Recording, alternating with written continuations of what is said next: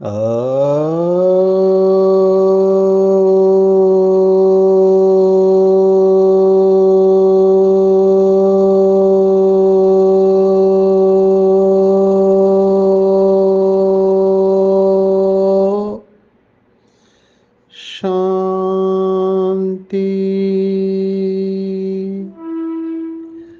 आज 8 मई 2023 भारत में सोमवार है। Today is 8th May 2023 and it's Monday in Bharat. आज की मुरली का जादुई रहस्य स्वयं को प्रेरणा देने के लिए magical secrets of today's Murli for motivating the self. आज की पूरी साकार मुरली जोड़ियों के ऊपर है। सबसे इम्पोर्टेंट जोड़ी है जिसके ऊपर पूरा आध्यात्मिकता का फाउंडेशन है। दो फाउंडेशन बाबा ने बताया, एक निश्चय और एक प्योरिटी। तो निश्चय के साथ संशय है, प्योरिटी के साथ इम्प्योरिटी की है। फिर दूसरी तीसरी जोड़ी है साक्षी और साथी, सहयोग और असहयोग की जोड़ी है। आबाद और बर्बाद, ये भी एक जोड़ी है। शुरुआत करते हैं हम। जो चौथा अध्याय है श्रीमद् भगवत गीता का, उस चौथे अध्याय में हमने देखा कि परमात्मा का गहराई से परिचय आया हुआ है। परमात्मा का अवतरण की भी बात आई हुई है और संशय आत्मा का श्लोक भी आया हुआ है। चौथा अध्याय ज्ञान कर्म संन्यास योग, जिसमें 42 श्लोक है। 42 वर्सेस इन 4th चैप्टर। वर्स नंबर 48 40वां श्लोक है। अज्ञश्च अश्रद्धधानश्च संशयात्मा विनश्यति, नायम लोको अस्ति न परो न सुखम संशयात्मनः। अज्ञश्च अश्रद्धधानश्च, विवेकहीन और श्रद्धा रहित संशय युक्त मनुष्य, उसका विनाश हो जाता है। संशय ये ऐसा अवगुण है कि परिवार को तोड़ देता है, दोस्ती को तोड़ देता है, कंपनी को तोड़ देता है, देश को तोड़ देता है। संशय जब आता है, संशय ये मानसिक बीमारी का भी लक्षण होता है। कुछ आत्माओं में उनका स्वभाव ही संशयी होता है। सस्पिशियस नेचर कहते हैं। अभी कॉशन रहना अलग बात है और संशय लेना अलग बात है। It is good to be cautious but not suspicious. कुछ लोगों को ऐसे लगता है जब दो लोग बात कर रहे हैं तो मेरे बारे में बात कर रहे हैं। जब दो लोग बात करके हंसते हैं तो इनको लगता है कि इनको देख के हंस रहे होते हैं। लौकिक में पति पत्नी के बीच में अगर संशय आ गया तो वो रिश्ता लंबे समय तक टिक पाना मुश्किल है। सभी रिश्तों का बेस है ट्रस्ट, विश्वास। हम मेडिकल फील्ड में भी देख रहे हैं, डॉक्टर्स के ऊपर भी संशय आने लगा है लोगों को। अभी तो लोग कुछ मूवीज में दिखाने के बाद में, अभी होता क्या है, एक व्यक्ति गलती करता है, एक व्यक्ति गलती करता है और लोग उसे जनरलाइज कर देते हैं कि सभी डॉक्टर ऐसे होते हैं, सभी हॉस्पिटल ऐसे होते हैं, जबकि ये सत्य बात नहीं है। जनरलाइज किया जाता है और इसको हम अंग्रेजी में कहते हैं कॉग्निटिव डिस्टॉर्शन। ये मनुष्य का स्वभाव होता है। अभी तो ये प्रिवेलेंट बनते जा रहा है। कि लोगों को पहले जैसा विश्वास नहीं रहा है हर फील्ड में। तो संशय है जो है ये सब कुछ खत्म कर देता है। अगर पत्नी को पति के ऊपर संशय है तो उनका रिश्ता ठीक नहीं हो सकता। कई लोगों को संशय होता है, खास करके फीमेल्स को, अगर पति किसी के साथ बात कर रहा है तो उसके अंदर संशय का भाव आता है कि कहीं इनका कुछ रिश्ता तो नहीं है। उसके वजह से फिर नाराजगी। Vice versa is also true. पति का भी पत्नी के ऊपर संशय आता है। खास करके मैंने तो नशा मुक्ति में देखा है, जो शराब पीने वाले लोग होते हैं, पता नहीं उनके ब्रेन के अंदर क्या चेंजेस आ जाते हैं कि वो अपनी पत्नी के ऊपर संशय करते हैं।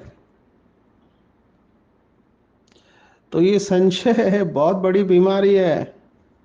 लौकी का उदाहरण इसलिए दिया ताकि आपको समझ में आ जाएगा। अभी संशय, कई लोगों को इतना कॉन्फिडेंस होता है कि जो भी वो संशय कहते हैं मैं जो संशय लेता हूँ वो सच हो जाता है। पर विचारों के रिश्ते ठीक नहीं रहते हैं, क्योंकि हर एक के ऊपर संशय करने का कई लोगों को आदत होती है। अगर आपको कोई डाउट है तो आपको बात करके रिजॉल्व कर देना चाहिए। डायरेक्ट बात करो, लेकिन संशय मत रखो, क्योंकि संशय के जा साथ में और एक कॉग्निटिव डिस्टॉर्शन आता है, गलत सोच, जिसको हम अंग्रेजी में कहते हैं जंपिंग टू कंक्लूजन्स। वो बोलते हैं कि मुझे पता है तुम ऐसा क्यों बिहेव कर रहे हो, जबकि इनके पास एडिक्वेट फैक्ट्स नहीं होते हैं। केवल संशय के आधार पर रिश्तों में दरार आ जाती है, क्योंकि वो मान लेते हैं कि इनका जरूर कुछ तो ऐसा है, ये मेरे साथ झूठ बोल रहे हैं। तो मैं देख रहा हूँ मेरे पास जो रिश्तों की समस्या आती है, कहीं ना कहीं ट्रस्ट, विश्वास टूट चुका रहता है परसेंटेज में। और एक बार अगर ये विश्वास टूट गया, विश्वास के बारे में ऐसे कहते हैं कि विश्वास ये शब्द है, सोचो तो सेकंड लगता है, बोलो तो मिनट लगता है, साबित करने में पूरी जिंदगी चली जाती है, लेकिन टूटने में फिर से सेकंड लगता है। सचमुच में मुझे वंडर लगता है, शादी को 20 साल हो गए, 25 साल हो गए, 30 साल हो गए। एक तो केस मैंने ऐसे देखा, 60 साल की उम्र में डाइवोर्स ले रहे हैं। आप सोचो, 60 साल की उम्र में। अभी इतना साल साथ में रह के ऐसा क्या होता है कि एक घटना हुई, जो सच है या नहीं हमको नहीं पता, लेकिन तोड़ने को तैयार हो जाते हैं। तो अपने आप से, मैं उनसे एक ही होमवर्क देता हूँ कि अपने आप से केवल एक प्रश्न पूछो कि जिस रिश्ते को आप एक बात के ऊपर तोड़ने जा रहे हो, उस रिश्ते को आज तक आपने क्यों बनाए रखा था। पर समाव मैं देख रहा हूं आजकल लोगों में वो शक्ति नहीं रही है। एक्सट्रीम केसेस में तो हमने देखा है कि सामने वाले को खत्म कर देते हैं। संशय आ गया तो केवल संशय के आधार पर, ये पैथोलॉजिकल है। पर होता है कई लोगों में इतना गुस्सा आता है, और आज क्राइस्ट की भी बात बाबा ने यही कही है, पवित्रता के ऊपर झगड़ा होता है। अगर पति को संशय आया अपने युगल के ऊपर, तो वो एक्सट्रीम केसेस में खत्म कर देते हैं। क्राइस्ट को सूली पर चढ़ाया, बाबा ने उसका कारण भी पवित्रता बताया है। क्रिश्चियनिटी में दो मार्ग जो बने वो भी पवित्रता के ऊपर विश्वास न होने से, क्योंकि वो मानते हैं कि मेरी जो थी वो वर्जिन थी, कुमारी थी, और कुछ लोग कहते हैं कि कुमारी कैसे बच्चे को जन्म दे सकती है। ये इसीलिए क्राइस्ट और कृष्ण में या महाभारत में बहुत सारी समानता है। महाभारत में कुंती को बताया है कि वो कुमारी थी और बच्चे को जन्म दिया, सूर्य पुत्र। और यहाँ पे मेरी को भी वर्जिन दिखाया है। तो जो मेरी को मानते हैं, मदर मेरी कहते हैं, वो कैथोलिक बने, जो नहीं मानते वो प्रोटेस्टेंट बने।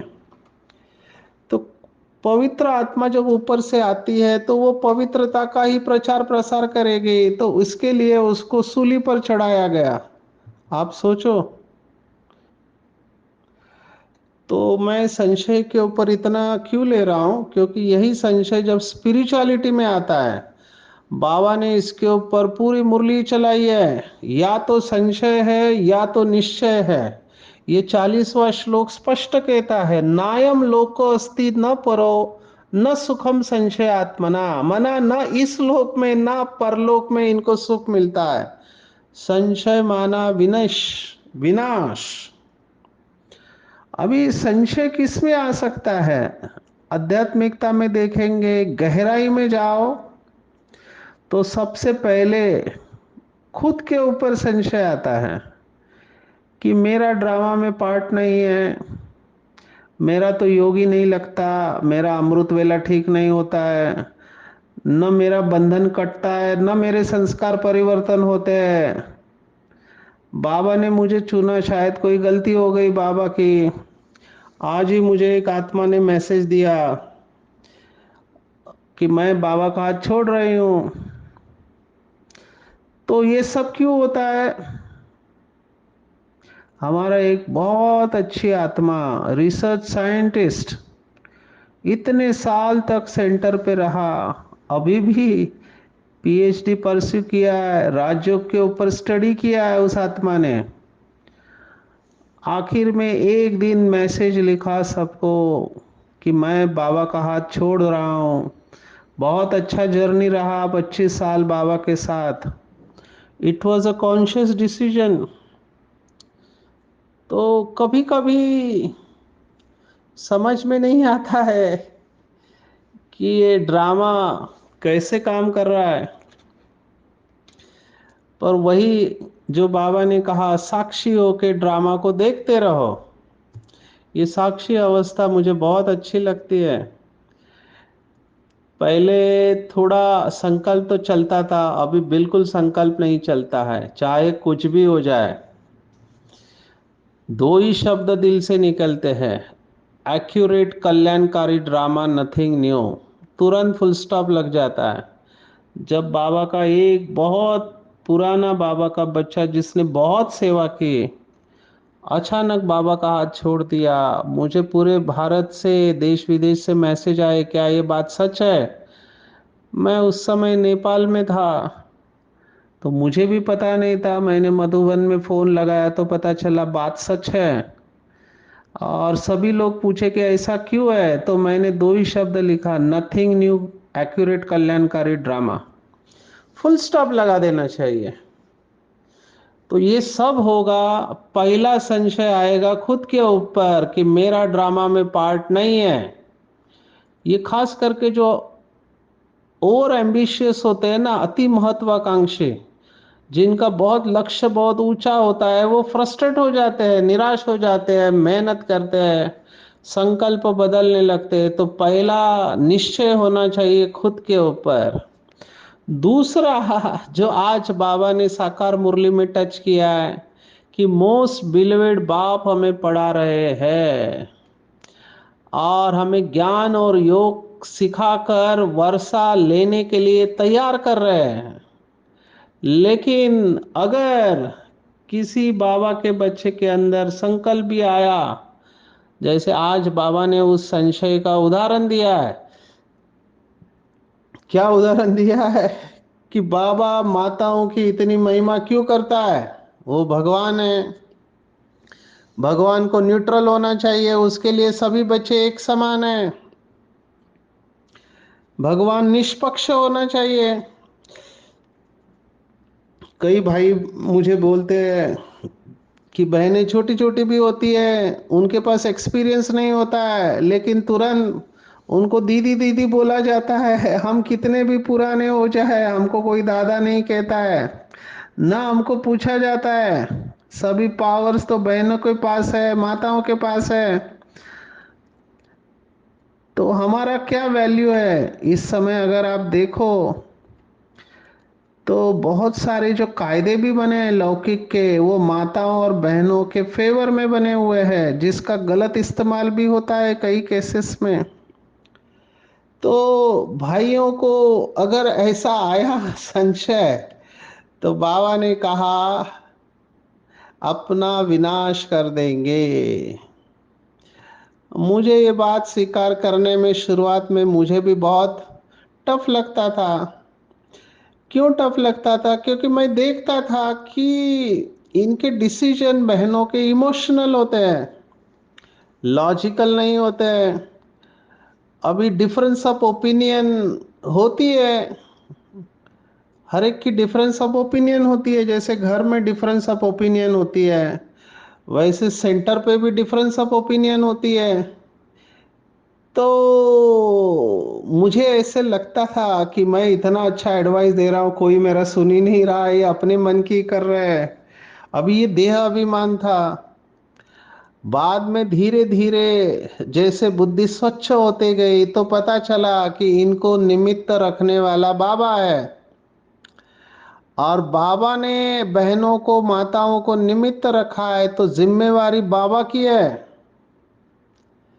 तो जब भगवान कह रहा है तो हमको फॉलो करना चाहिए। बस इस एक बात ने मेरा वो फुल स्टॉप लग गया, और बाबा की श्रीमत पता चली कि बालक और मालिक बन के चलना है। अगर हमको लगता है कुछ गलत हो रहा है, तो मालिक बन के राय दो और फिर बालक बन जाओ। अगर भगवान कह रहा है, आज के मुरली में बाबा ने कहा भाइयों को कहते हैं तुम माताओं का रिगार्ड रखो, इनके मददगार बनो, सितम से भी इनको बचाना है। तो भगवान कह रहा है तो प्रश्न नहीं उठना चाहिए कि बाबा ऐसा क्यों कहता है। इसमें ईर्ष्या नहीं आनी चाहिए, क्योंकि इसमें कल्याण है। और मैं तो नशा मुक्ति में देखता हूं, खास करके आप गांव में नशा मुक्ति करने जाओ अकेले भाई, तो जिनका शराब का दुकान है और दुकान है वो मार सकते हैं, लेकिन माताएं बहनें प्रोटेक्शन बन जाती है। तो माताओं को आगे रखने में बहुत सारा कल्याण है। तो इसमें संशय नहीं आना चाहिए।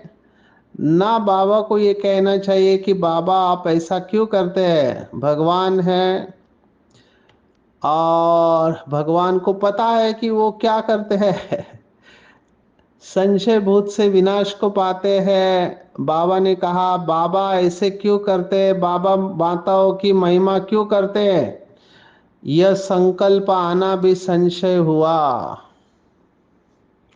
बाबा ने जवाब दिया आज की मुरली में कि बाप कहते हैं ये प्रवृत्ति मार्ग है, माना दोनों की जरूरत है, परंतु उसमें भी माता गुरु कहा जाता है। भारत में तो कहावत है, महाराष्ट्र में सावरकर, आप सबने नाम सुना होगा, होके गए। उनका फेमस कोट है कि पत्नी जो होती है वो अल्पकाल की होती है और अनंत काल की माता होती है। वो माताओं का गायन है, स्त्री ही क्षणाची पत्नी आणि अनंत कालची माता, ऐसे मराठी में कहते हैं। थोड़े समय के लिए वो पत्नी होती है, बाकी वो माता होती है, और फिर पति भी उसका बच्चा बन जाता है। आपने अगर महात्मा गांधी का स्टोरी सुना होगा, तो एक स्टेज पर उनकी पत्नी का परिचय किसी ने गलती से उनको कहा, गुजराती में बा कहते हैं, माता जी बैठी है गांधी जी के साथ में। तभी गांधी जी ने वहां पर ही स्वीकार किया, अच्छा हुआ आपने बताया, ये आज से मेरी बा है। तो तब से वो बा कहने लगे। माना अपनी पत्नी को भी माता कहने लगे। बहुत ऊंची अवस्था है। बाबा ने आज वही बात कही है कि उसमें भी माता गुरु कहा जाता है, वंदे मातरम। और माता गुरु बिगर किसका कल्याण हो नहीं सकता। गोपों का भी कल्याण होता है और वह गोप फिर औरों की सर्विस करते हैं। आप सोचो, आप अगर आदरणीय जगदीश भाई का अनुभव सुनोगे। देखो, जगदीश भाई को स्वयं भगवान शिव बाबा ने वरदान दिया था कि यज्ञ का लिटरेचर रखोगे। लेकिन जगदीश भाई ने कहा कि मैं भी अपने सिर के ऊपर दादियों का हाथ रखवाता था। जगदीश भाई ने स्वीकार किया कि बाबा ने कैसे उनके अंदर का अभिमान निकाल दिया। नहीं तो जो पढ़े लिखे होते हैं उनको अपने ऊपर कॉन्फिडेंस होता है, बहुत होना भी चाहिए क्योंकि ज्ञान की गहराई होती है। तो मैंने देखा दादियाँ भी जगदीश भाई को उतना ही रेस्पेक्ट देते थे और जगदीश भाई भी दादियों को उतना रेस्पेक्ट देते थे। जगदीश भाई ने कहा, मैंने अपने सिर के ऊपर दादी को कहा कि तुम अपना हाथ रखो। दादियों ने भी जगदीश भाई के सिर के ऊपर हाथ रखा। एक बार जगदीश भाई ने कुछ किताब लिखा था, बाबा के पास गए थे तो बाबा ने कहा, अच्छा बच्चे लिख के तो हो गया, अभी थोड़ा प्रकाश मणि दादी को बताओ। तो प्रकाश मणि दादी ने अपने सजेशन दिए, वो करेक्ट करके फिर बाबा के पास गए। बाबा ने कहा, अच्छा अभी ये दादी को दिखाओ। ऐसे करते करते सभी दादियों के पास वो किताब सर्कुलेट हुआ और हर दादी ने अपना विचार बताया। तो देखा कि जगदीश भाई के विचार उसमें कम बैठे थे, बाकी सबके विचार पर वो ऐड करते गए। तो ये जगदीश भाई ने करके दिखाया कि बहनों को, माताओं को कैसे रिगार्ड, रेस्पेक्ट देना है। और फिर दादियों को हमने देखा, हालांकि फाउंडेशन से दादियां है, जगदीश भाई बाद में आए। लेकिन जब एनुअल मीटिंग चलती थी, जनरल बॉडी मीटिंग, तो उस एनुअल जनरल बॉडी मीटिंग को हमारे आदरणीय जगदीश भाई कंडक्ट करते थे। तो ये है एक दूसरे को रिगार्ड देके आगे चलना। तो भाइयों को कभी भी इसकी ईर्ष्या नहीं होनी चाहिए कि बाबा माताओं की इतनी महिमा क्यों करता है। पुरुष भी ऊंच बनते हैं, ऐसे नहीं माताओं का नाम क्यों डाले। बाबा ने स्पष्ट बताया कि ज्ञान का कलश माताओं को दिया है। बाप आकर माताओं को ऊंच बनाते हैं, बाप आकर माताओं का मान बढ़ाते हैं और बाप बच्चों को ब्रह्मा द्वारा ज्ञान देते हैं, जिसका नाम रखा है ब्रह्मा ज्ञान। लौकिक में ब्रह्म ज्ञान कहते हैं। तो ब्रह्म ज्ञान नहीं है, लेकिन ये ब्रह्मा द्वारा दिया गया ज्ञान है, इसलिए इसको ब्रह्मा ज्ञान कहा है। तो भगवान की विशेषता मुझे ये बात अच्छी इसलिए लगी कि जो दुनिया असंभव समझती है उसको भगवान ने संभव करके बताया। क्यों ये भगवान का ज्ञान है। बहुत सारी बातें आज विशेष पॉइंट आई है कि दुनिया में ऐसा एक भी व्यक्ति नहीं, बल सारी दुनिया ढूंढो, कोई भी नहीं है जो रचता और रचना के आदि मध्य अंत को जानते हैं, सिवाय ब्रह्मा कुमार और कुमारियों के। सो भी ज्ञानी तो आत्मा बच्चे जान सकते हैं, बाकी नहीं। ये एक बात। दूसरी बात, जो सन्यासियों ने कहा माताओं के लिए, बहुत डेरोगेटरी रिमार्क्स था कि स्त्री नरक का द्वार है। अभी भी देखो कुछ धर्मों में ऐसे ही समझते हैं कि स्त्री के वजह से ही विकार है, इसलिए उनको ही कपड़े ढक कर रहना है, जबकि विकार तो दोनों में हो सकते हैं। तो जो सन्यासियों ने कहा कि स्त्री नरक का द्वार है, बाबा ने आते ही कहा स्त्री नरक का नहीं, स्वर्ग का द्वार है। और वंदे मातरम कहा, बाप माताओं के पैर दबाते हैं। कितना नशा माताओं को होना चाहिए। तो हमें भाइयों को भी ये बात स्वीकार करनी चाहिए। और केवल ऐसा नहीं है कि माता ही ऊंच बनते, नहीं, पुरुष भी ऊंच बनते, ये आत्मा की बात है। लेकिन शरीर के हिसाब से भगवान ने माताओं के ऊपर कलश रखा हुआ है, जो शास्त्रों में गायन है कि भीष्म पितामह को भी बाण मारे। तो ये हिस्ट्री रिपीट हो रही है, तो हमको ये स्वीकार करना चाहिए। तो दूसरा निश्चय बाबा के ऊपर भी चाहिए। तीसरा निश्चय जो इसी के साथ जुड़ा हुआ है कि ब्राह्मण परिवार के ऊपर निश्चय चाहिए।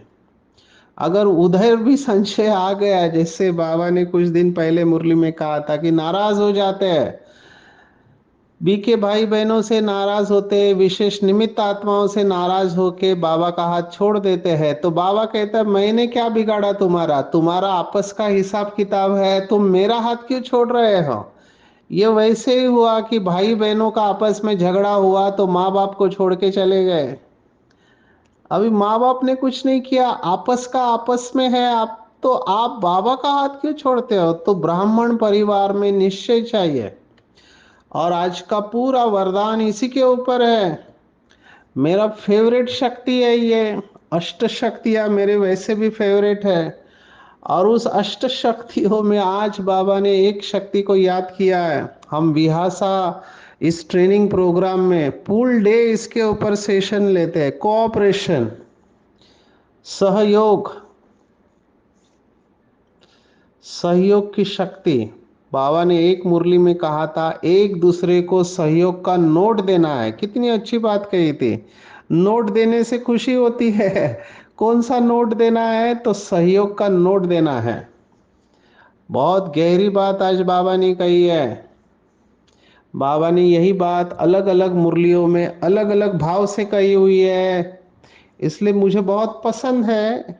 बाबा ने एक मुरली में कहा था कि जो सर्वंश त्यागी होगा वो परिवार के किसी भी सदस्य की कमजोरी को अपनी कमजोरी समझेगा। बहुत सुंदर बात है। नहीं तो कुछ लोगों का संस्कार होता है, समझो कोई गलती होती है किसी से, तो कुछ लोग बोलते हैं अच्छा हुआ गलती हो गई, भुगतने दो, अपने कर्मों का फल भुगत रहा है। इसको शुभ भावना नहीं कहेंगे। हमारे पास एक आत्मा ने टीचर को कहा, अभी उसको तकलीफ है, कोई बीमारी है, तो उसको जो भी झगड़ा हुआ उसने गुस्से में कहा अच्छा हुआ तुम अपने कर्मों का फल भुगत रहे हो। अभी ये कहना नहीं चाहिए, लेकिन ये गुस्से में आके कहा हुआ है। तो ये आत्मा मास्टर दाता नहीं बन सकती। मास्टर दाता माना, आज बाबा ने डेफिनेशन दिया है मास्टर दाता का, किसी द्वारा कोई शक्ति की कभी भी कमी महसूस हो तो अपने सहयोग से जगह भर देना, यह मास्टर दाता बनना। दूसरों की कमी कमजोरी को अपनी कमी कमजोरी समझना, यह है जिम्मेवार आत्मा का लक्षण। और बाबा ने इसको कहा है सबसे बड़े ते बड़ी देन है। स्वयं भगवान कह रहा है। कभी ये नहीं कहना चाहिए अगर कोई बाबा का बच्चा कुछ करता है जो नहीं करना चाहिए। देखो, हमको अगर बाप समान बनना है तो ये बात को अंडरलाइन करेंगे, इसने ये कहा, यह किया। यह देखते सुनते समझते हुए भी अपने सहयोग के स्टॉक द्वारा परिवर्तन कर देना। और सहयोग किसका देना है? बिगड़े हुए कार्य को, बिगड़े हुए संस्कारों को, बिगड़े हुए मूड को शुभ भावना से ठीक करने में सदा सर्व के सहयोगी बनना, यह है सबसे बड़े से बड़ी देन। मैंने दूसरा देखा है, जब कोई बाबा का बच्चा गलती करता है तो गुस्सा आता है कुछ लोगों को कि ये इतना पुराना होके ऐसे काम कैसे कर सकता है। बाबा ने आज उसका जवाब दिया है, शुभ भावना और कुछ नहीं। मैं एडिक्शन में, अभी मैं नागपुर में हूँ, आज यहाँ लॉन्च हुआ नशा मुक्त भारत अभियान। यहाँ की यूनिवर्सिटी के वाइस चांसलर आए थे, डेप्यूटी कमिश्नर थे। तो मैं एक ही बात कहता हूं, एडिक्शन में अगर कोई व्यक्ति नशा करता है तो वो बीमार है, तो उसको नशेड़ी नहीं बोलना चाहिए, उसको स्वीकार करना चाहिए।